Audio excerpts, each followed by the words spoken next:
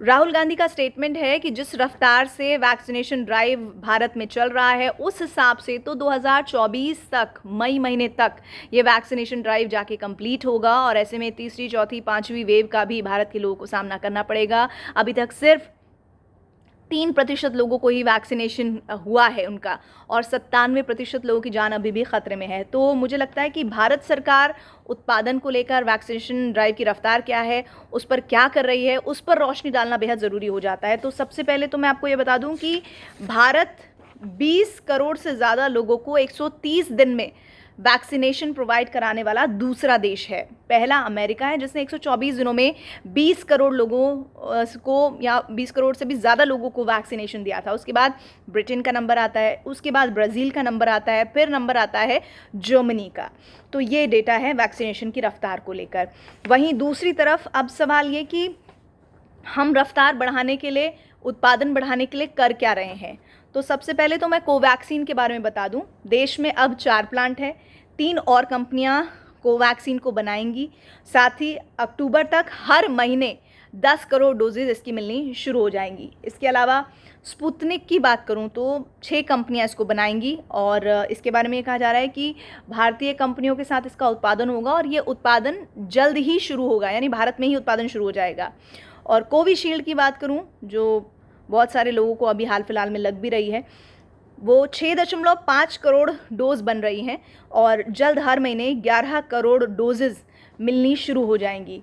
तो ये डेटा है भारत सरकार की तरफ से, जो ये कह रहे हैं कि भरोसा रखिए, बहुत जल्द अगस्त दिसंबर तक ये डोजेज मिल जाएंगी। एक और डेटा था जो बहुत महत्वपूर्ण है कि किन किन वैक्सीन्स को लेकर हम वैक्सीनेशन ड्राइव में शामिल करने की बात कर रहे हैं। तो जो 216 करोड़ डोजेज़ हैं वो किन किन वैक्सीन्स को लेकर कही जा रही है बात, वो जो अगस्त दिसंबर के बीच की है, जो सरकार का दावा है, उसमें सबसे पहले है कोविशील्ड, फिर कोवैक्सीन है, बायो ई है, स्पुतनिक वी है, जायडस कैडिला है, नोवावैक्स है, नेजल वैक्सीन बीबी है और जिनोवा है।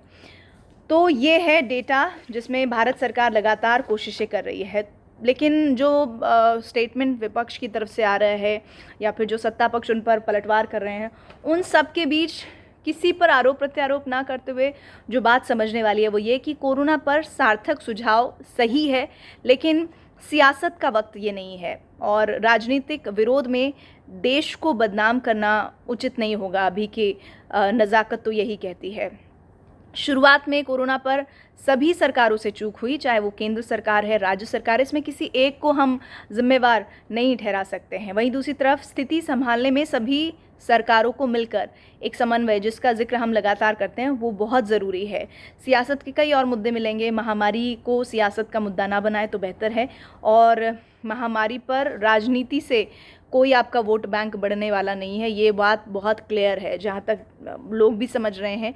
तो अभी की स्थिति ये है कि नज़र बदलिए और नज़रिया बदलिए, चीज़ें अपने आप सुधरनी शुरू हो जाएंगी।